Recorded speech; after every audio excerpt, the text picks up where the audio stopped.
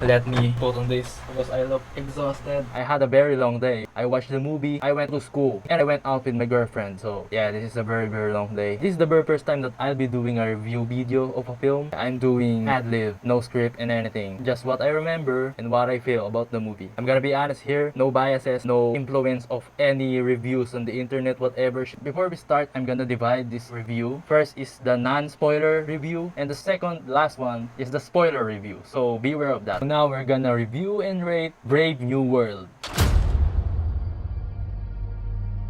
Yeah, let's start with, of course, Captain America himself. I can say that he really is Captain America. Steve Rogers made a good decision to pass the throne to him. He's better and improved his fighting skill, especially his flying skill while using the vibranium shield. He may not have the super soldier, but being Captain America in heart, in mind, he is Captain America. They really showed what Sam Wilson is, being Captain America, with the suit and without the suit. So, the new Falcon, Joaquin Torres, he's really good. He's the only, comic relief in the movie. The movie is not lighthearted. The movie does not have a lot of humor. Don't be a dick! It's too late. Look at me. I'm such a dick. It's never too late to stop being a dick.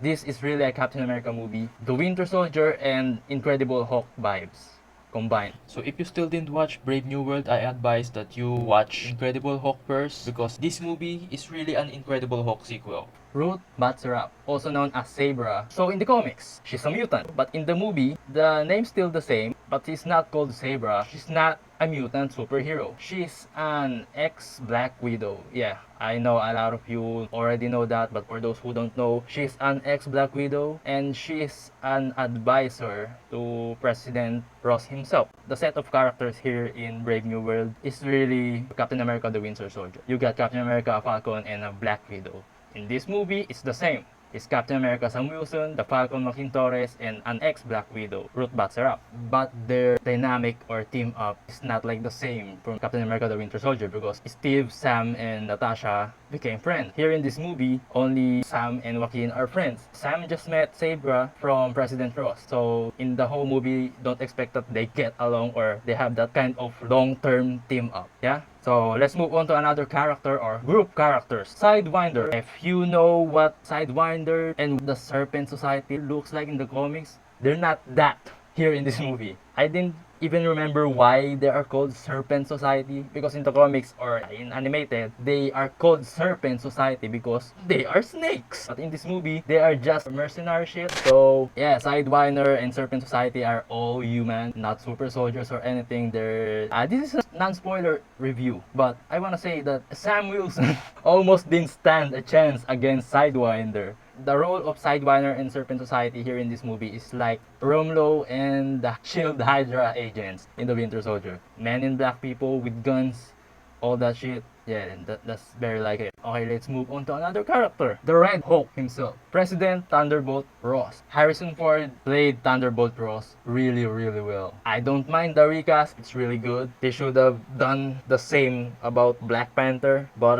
yeah, they really handled the recast perfectly. There's no mustache, but they gave a minor scene of Harrison Ford with the mustache. The Red Hulk. Sometimes or always, Ross intentionally made himself the Red Hulk to get revenge or something to Bruce Banner Hulk. But in this movie, it's not the case. Don't expect too much about Red Hulk versus Captain America. The idea itself is already terrible, right? When I was watching the movie, I just laughed and laughed every time Red Hulk smacked the shit out of Captain America because how do you manage to choreograph a fight scene between a Red Hulk and a flying Captain America without a super soldier suit?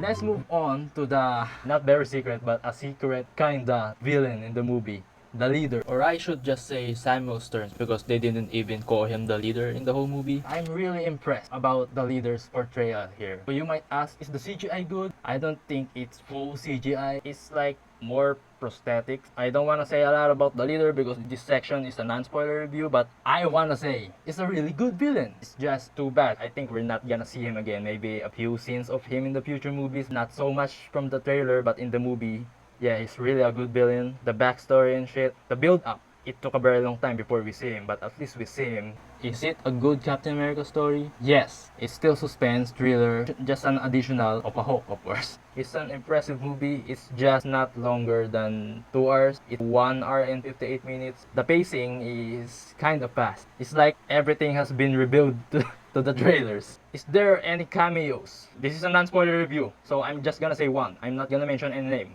So about the CGI, it's good. I'm really impressed that they handled Red Hulk CGI very, very fine. Is there any setup? Yes, there's 2 setups. About the post-credit scene. Is there a post-credit scene? Yeah, just one. Not the mid-credits one. The post-credits one. The end of the black credits roll. The question is it important? Is it just a comedic humor and shit or whatever nonsense post-credit scene? Nope, it sets up something. Yeah, that's one of the setups I mentioned earlier. This movie is the very first, or maybe the very first movie that didn't have the traditional Marvel Studios fanfare logo intro. Before I end this non-spoiler review, I want to rate it out of 10. I'm rating it 7 out of 10. It's not bad, but I advise, go watch it yourself.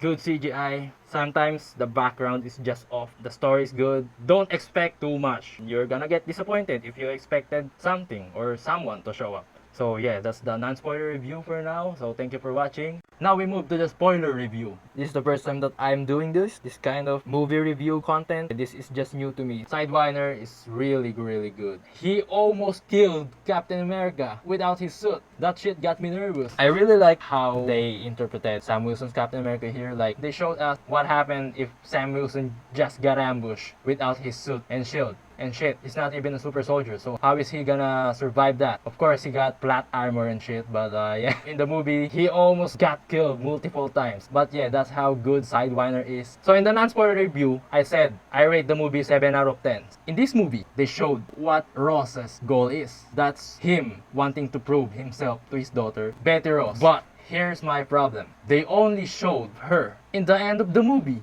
And they only showed a couple of pictures of her. It's really off, and so it's like, for those who didn't remember or don't know the Incredible Hulk movie, it's just, who the fuck is this woman? Is it about budget, about the actors and shit? I didn't feel Betty and Thunderbolt Ross being a father and daughter, because shit, they just come face to face in the end of the movie. So what should I feel about that? They once talk on a phone call in the middle of the movie, and later in the movie they just meet face to face. I think they should have give Betty more screen time and character in the movie. But something tells me why they didn't give Betty Ross more screen time in this movie is that this movie will be more like a Hulk film rather than a Captain America film.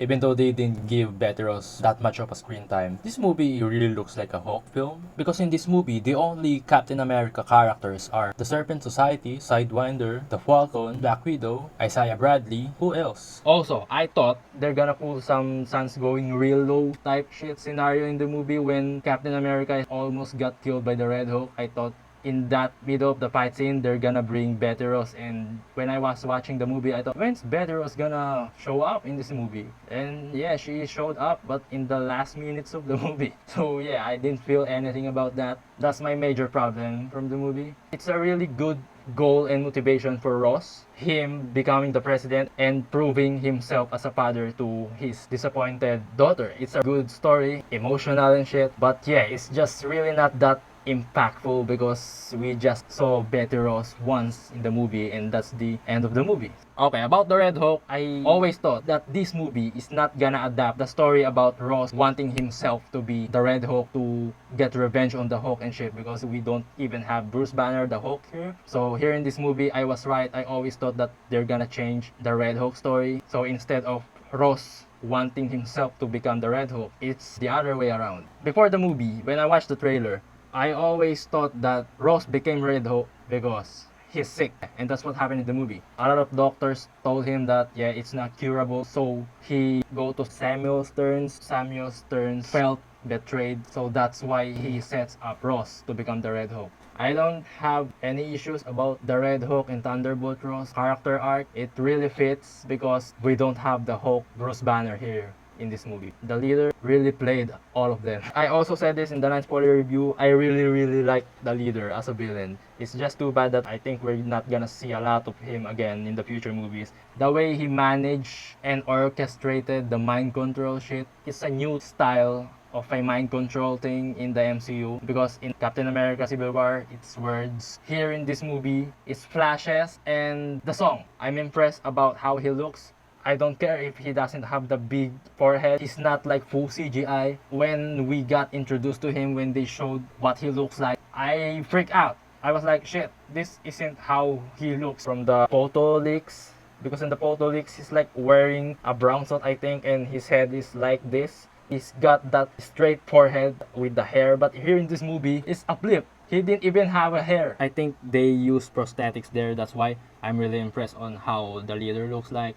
He looks scary, and he's really a good villain. Also, I like that Stearns and Ross aren't allies in the whole movie, because in the trailers, I thought they're secretly helping each other. Also, Stearns have no issues with Bruce Banner or the Hulk, because from the Incredible Hulk movie, they didn't share a bad history together. So it's just the right move to make Stearns turn on Ross instead of Banner. They mentioned and they have the intention to bring new Avengers, but we didn't get who's gonna be in the new Avengers team up. They just mentioned it. I got no problem with that. At least at last, we got an update on what the Avengers situation is. So about the post-credit scene, it's just my thought, okay? I think they're setting up an Avengers versus X-Men movie. I don't know if they're referring to Avengers Doomsday or Secret Wars. It's just that when the leader said that he kinda knows the multiverse incursion, he didn't expound all of that. So I'm really curious on why he thought about the world being destroyed, or what brought him to think about there's another world. This is the very first time when Captain America learns about the multiverse.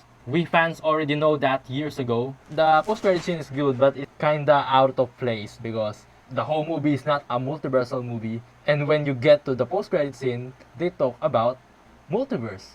Just what? How come did he just thought about all that? Yeah, multiverse and shit. I know he got gamma brain. What influenced him on thinking about something about the multiverse? Here's my thoughts, even though they didn't expound why the leader thought about it. Here's my thoughts. He's been hiding for a long time, okay? So I think the reason why he knows, or he kinda knows about the multiverse, is because he know what happens in the events of No Way Home, the Marvels, and whatever MCU multiverse events that happen on Earth. It's not impossible. If you remember what kind of place the leader has, he got satellite, laboratories, his place can be seen on the maps. It's not impossible, but that's my theory. It's really refreshing. At last, people like Captain America finally know that the multiverse exists. The only people who knows that this multiverse thing exists: Spider-Man, Doctor Strange, the trio from the Marvels, Ant-Man, and his family. Another thing that I didn't realize when I was watching the movie and after watching the movie is that Isaiah Bradley's grandson, Ellie Bradley, aka Patriot from the Marvel Comics, is not here in the movie. Another character that didn't also show up is Sharon Carter. The last moment that we saw her is from the Falcon and the Winter Soldier finale post-credit scene when she was calling someone, and until now we still don't know who's she working with or who's she working for. It isn't Norman Osborn because we still didn't have Norman Osborn in the live action. It's not Ross. It isn't the leader. So who else could it be? A lot of people, even I, thought that maybe she's working with or she's working for Valentina De Fontaine, and it's possible because the only movie left for Sharon Carter to show up is the Thunderbolts movie, where Val will show up. Because after the Thunderbolts movie, it will be multiversal movies. So to conclude this review, my first ever review, non-spoiler review and spoiler review, it's really a Captain America movie, thriller, suspense, all that shit. Just an additional Red Hope, okay? And the leader. That's it. Yeah, go watch it. This is Brother JM. See you on the other videos. Brotherhood. Brother JM out.